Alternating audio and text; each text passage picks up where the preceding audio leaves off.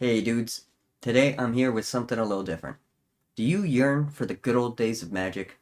Do you want to experience the game in a way that hasn't been possible for 30 years? If so, this is the video for you, because I'm going to tell you how you can draft Alpha, Beta, or Unlimited like it's 1993. There are a few different ways to accomplish this, and I'll talk about a few of them, starting with the most expensive but most true to the original experience, and then working my way down to methods that are cheaper or require less people. There will be timestamps below, so you can get to whatever part of the video you'd like without wasting your time listening to me yap. But if you'd like to hear me yap, my analytics would love you for it. We'll start by explaining what draft even is and how it works. A draft is a process of picking cards one at a time and making a deck from it. Drafting has been an integral part of Magic the Gathering since its inception. The idea of drafting in Magic comes from fantasy baseball, if you can believe it. Bill Rose and Charlie Catino, especially, were big fans of fantasy baseball, and that influenced how they thought about and played Magic the Gathering. There are many ways to draft, but the origins of drafting in Magic were more similar to what we call a Rochester Draft than the booster draft that we're more familiar with these days. Since it's a simpler concept, we'll discuss Rochester drafts first. With a Rochester draft, cards are placed face up on a table, and players are given some amount of time to review the cards before they each take a turn picking a card. These days, this is usually done one pack at a time, but unless I'm misunderstanding some of my sources, these drafts were usually done with every card in the draft being available from the beginning. So all the cards would be laid out on a table, and each player would take turns grabbing one card at a time, and those cards would be used to build their draft deck.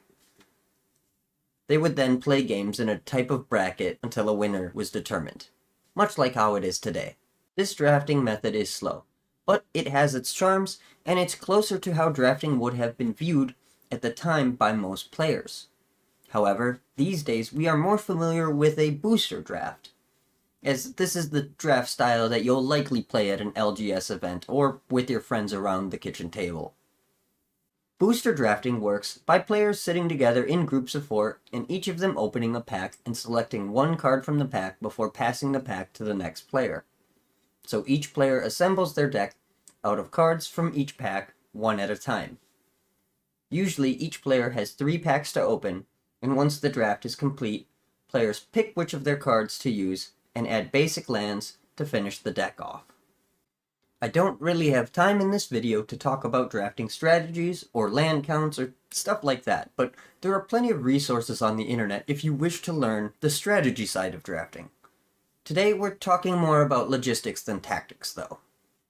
So, to start with planning out a draft, we should at the very least know what cards we're going to use and how to use them. This is probably a good time to talk about the elephant in the room. Where the hell are you going to get the cards? I'm not even sure a booster box of Unlimited still exists, much less a box of Beta or Alpha, but if you were to find a sealed box of Unlimited, it would cost you around $75,000.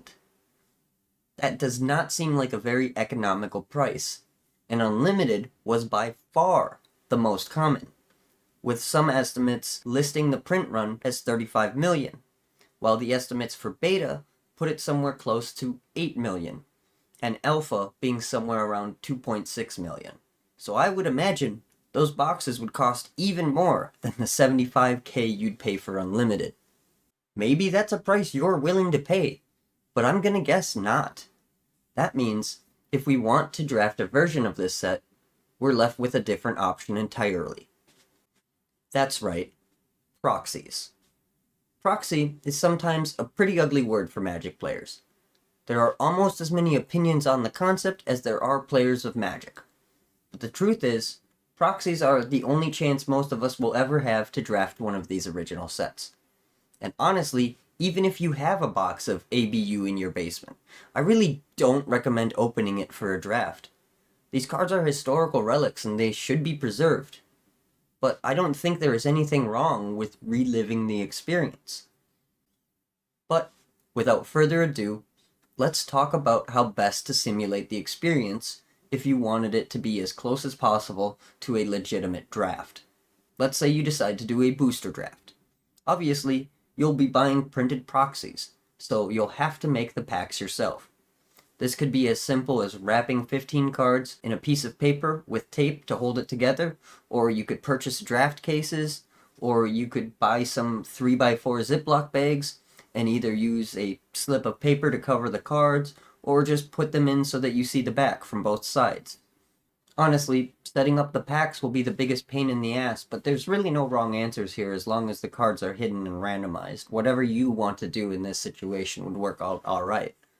But in order to make the packs, you have to know how to, right? And I don't mean how to put the cards in the pack, but what cards should go in the pack. So let's talk about how the packs were organized and how best to set up a draft as true to the times as possible. As you may or may not know, Magic cards are printed on a big sheet and then cut down. ABU had 3 11x11 sheets, a rare sheet that contained 117 rare cards and 4 basic islands, an uncommon sheet that contained the 95 uncommon cards and 26 basic lands. Those lands were 6 plains, 2 islands, 6 swamps, 6 mountains, and 6 forests. And a common sheet that contained the 75 common cards, as well as 46 basic lands. Those lands were 8 plains, 10 islands, 9 swamps, 10 mountains, and 9 forests. Each pack had 1 rare card, 3 uncommons, and 11 common cards. That means any slot in your pack could be a land card. So that means if you wanted to make a draft set of beta that was set up in the same way the packs were originally set up, and you also wanted every card to be in the set, you would need 121 packs. That's because there are 117 rares and 4 islands on the rare sheet. Each pack has 3 uncommons, but the math is pretty simple. Because we're doing a pack per card on the rare sheet, that means we are doing 3 sheets of the uncommon cards, which simply means we'll need 3 of each uncommon. You might be saying, hold on, there are only 95 uncommons, which would put us at 285 cards, but we would need 363 uncommons to fill 121 packs. And you would be right about that. We're still missing 78 cards.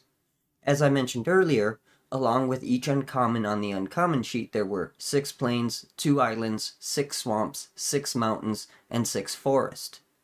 That means we'll need 18 plains, 6 island, 18 swamp, 18 mountains, and 18 forests to go along with our 3 of every uncommon. That fills out almost a third of a pack, but the common cards make up more than 2/3 of the pack. We need 11 commons per pack, which means we need 11 sheets of common cards to fill out these packs. That's 11 of each common card, and you guessed it, a bunch more lands. The common sheet for beta had 8 plains, 10 islands, 9 swamps, 10 mountains, and 9 forests. And each of those need to be multiplied by 11, so that means 88 plains, 110 islands, 99 swamps, 110 mountains, and 99 forests. That means that there are going to be 106 plains, 120 islands, 117 swamps, 128 mountains, and 128 forests necessary to fill out a full set of packs. I'd maybe consider balancing those numbers a bit. You could swap 8 of the mountains for plains, which would put it up to 114 plains, but I suppose it is a more authentic experience to leave the land counts as they are. Once you have all your cards, you'll need to figure out how to randomize the packs properly. As far as I see it, there are basically 2 ways to do this. The easier way, and in my opinion maybe more correct way, would be to separate the cards by their slot and then randomize them. Meaning, put all of the rares and 4 islands into a pile, all of the uncommons and the proper land counts into a second pile, and then all the commons and the proper land counts for the common sheets into another pile, or several, since that pile is going to be massive. Then just shuffle each pile in any way you can think of that randomizes the cards properly. and put 1 rare, 3 uncommons, and 11 commons into each pack. This is probably how I would do it, since the packs were trying to simulate a random experience anyway. But if you know anything about the manufacturing of Magic cards, you know that those cards were not so randomly placed in packs. So let's talk about how they were actually placed. Alpha, Beta, Unlimited, and many other sets to follow used a process called stripped collation. I'm not an expert on stripped collation at all, and the subject is complicated enough to warrant its own video, which was already made by somebody else. I'll link that video in the description because it'll give you a much better idea of how the process worked. But basically, you would need to lay all the cards from a single sheet onto a table and grab the cards in the same order that the process would have grabbed them. It's a really cool process, but it would add a ton of work to a project that already has a lot of work involved, and I don't personally think the effort would make the experience that much better. But you could absolutely reconstruct how the packs were put together just to hammer home that authentic experience. But be warned, if you go through all that effort, it might take away some of the mysticism of the packs, and you'll probably be able to figure out which cards will be in which packs, which, in my opinion, will make drafting less fun. I've mentioned this, but I haven't really gone into detail yet, but there were a lot of lands in these packs. So if you were to set the packs up like this, instead of having lands be added later, they would be in the packs, and it would be each player's responsibility to make sure they drafted the lands that they would need for a functioning deck. You could also let people trade cards during the time between drafting and matches to change up the experience and to make it a bit easier to run certain strategies. You could also let people trade cards during the time between drafting and matches to change up the experience and to make it a bit easier to run certain strategies. But I think doing it either way would be really, really fun. Anyway, this process would leave you with 121 packs. At 3 packs a person, that would leave you with up to 40 people with a single pack left over.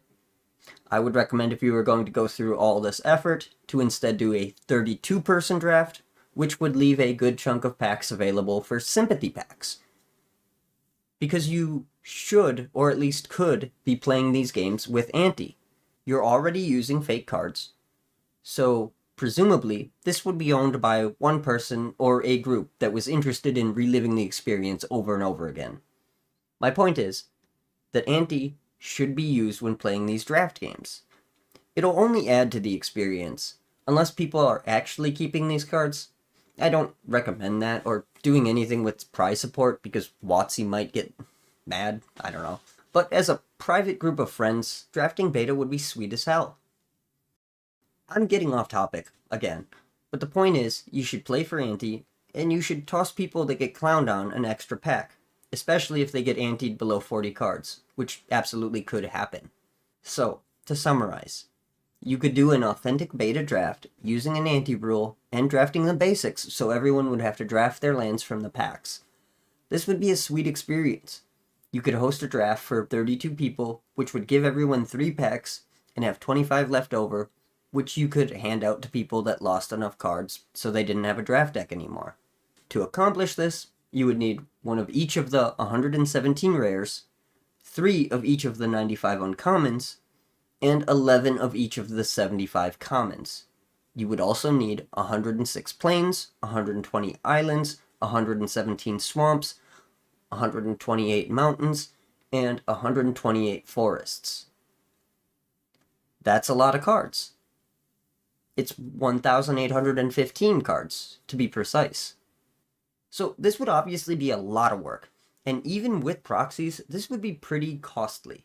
With only proxies, you could set this draft up for less than 2,000, which is definitely a lot of money, but it's also a lot cheaper than trying to get a box of Alpha, Beta, or Unlimited, and you also get significantly more cards out of it. But that's just one way to draft beta. There are other ways as well, most of which aren't as costly, unless you're using real cards. That one is really, really costly. Let's say you wanted to do a more modern draft. You could apply similar logic, but change it up a bit. First, cut out the ante cards and all the lands from the packs.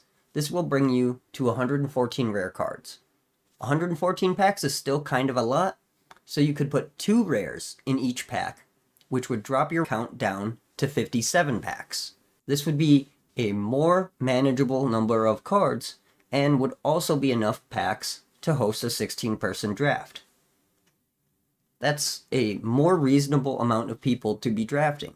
Following this logic, you could put 4 uncommons per pack as well, but these numbers won't line up perfectly, which means you'll have to do some curation. At these rates, each uncommon would appear 2.4 times, but you obviously can't have a card appear 0.4 times in a pack, so just under half of the uncommons would have to be 3 copies, and the rest would have to be 2 copies. But that's part of the fun of setting up a draft, curating which cards you want to show up more often. I recommend Swords to Plowshare and Demonic Tutor to keep it interesting. Anyway, with 2 rares and 4 uncommons per 15-card pack, that's only 9 slots needed for commons. This would leave you with 513 common slots to fill with the 75 common cards. That's 7 of almost every common, with 12 common cards only needing 6 copies. This would leave you needing only 855 total cards. This experience would obviously not be 100% true authentic, but it does probably make for some more explosively good decks that are still a pretty close example of what drafting ABU would be like. Even with proxies, this would still be expensive, and let's say that you don't want to host a 16-person draft, but rather would prefer to do something smaller with a closer group of friends. Say you wanted to try to emulate the experience with only 4 people. It's possible, of course, but you will have to make some changes, and that type of draft experience will require a larger effort for curation, although it will require less organization, for the simple reason that there are less people and significantly less cards. ABU has 302 cards in it, other than Alpha, of course, but this isn't a video on the differences in ABU, it's a video on how to emulate the draft experience. If you wanted to do this with only 4 people, there are a number of ways to achieve this, but the basic point is to get together a collection of cards that function together in a play experience. With 4 people, you would need roughly around 180 cards, giving everyone around 45 cards to work with. You could model this however you like. If you wanted to add lands to the packs and play for ante, you could. Or you could take it into a more modern draft, cut the lands and give everyone 45 non-land cards and then just add basics to your deck like drafts work now. That would give everyone a little bit more agency on how their deck turns out. I can't really tell you which cards to pick, or even if you should use every color, or just pick a couple of colors to showcase. It does feel wrong to omit any of the colors because it takes away from the game as a whole, but it might make the process more smooth and the decks better. That being said, drafting is really fun regardless of the power level of the decks, so I would probably do my best to figure out how to use all 5 colors in the draft, but again, that's a choice up to you. In fact, probably the easiest and fairest way to decide which cards will be in the packs would be to use a pack simulator. There are tools that exist on the internet that will randomly spit out 15 cards from a set. Just run as many packs as you would need, and then you can order the cards and then randomize them yourself for your packs. I'll link a generator I found that I liked in the description in case you're interested in going this route. Of course, it could be great fun to just pick your favorite 180 cards that work well together and then randomize them for a draft. You could also get more than what you need, and then each time you draft, the experience will be a little different. I'd say for drafting, the smallest group possible is probably 4 people, if you wanted to keep the experience similar to how it works today. But really, a draft is just taking a collection of cards and having people pick cards one at a time until everyone has a deck, then playing those decks against each other. And if you wanted a classic experience, maybe consider a more classic draft. I mentioned this earlier, but even Alpha was designed with draft in mind, to some degree. The first set that was designed with modern sensibilities for drafting was Mirage, but one of the primary ways they tested Alpha was with some different types of drafts. One method they would use was just randomly handing out the cards, but there was also early draft leagues. One method these leagues would use was putting all the cards face up on a table, and each player would go up to the table and grab one card. They would take turns doing this until all the cards were grabbed, and then they would play. This is a method that could easily be achieved today with little effort and no need to simulate the pack experience at all. So, if you have a limited number of people, this would be an effective way to draft with as little as 2 people, although it is probably more fun with at least 4 or 8 people. So, I guess the point of this video is to help people understand that they can still experience something that was amazing and beloved 30 years ago. I don't have a time machine, and I doubt you have one either, but that doesn't mean we can't use our imagination and the technology available to us today to experience something from our past or something we never got to experience in the first place. If this is an experience you want, you can make it happen. I'll link some proxy sites I found that I think are pretty good, but I do want to be clear that I don't have a working relationship with any of them, and I can't guarantee if they are actually a good service. Use your judgment, and if you're a high roller with the capital to throw at a full draft experience, I suggest reaching out to whichever service you choose before going through with the ordering process. Buying 1,815 cards is a lot, and they might be able to work out a deal with you, but even if they can't or won't, it's a massive order to fill, and you'll probably have less of a headache if you contact them about it first. Anyway, that's all the information I have for you today, and I hope you learned something interesting. If you do decide to do some type of old draft with your friends, I would really love to hear about it. You can either comment on this video or any of my videos, really, or you could bother me on Twitter or Blue Sky about it.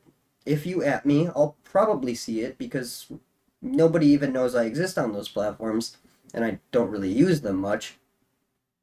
But either way, I would love to hear your experiences with this. Or if you have any suggestions, or just think this entire idea is stupid as hell, let me know about that as well. I'm always happy to hear from you guys. Thank you for watching and listening to my batshit ideas, and I hope you have a magical day.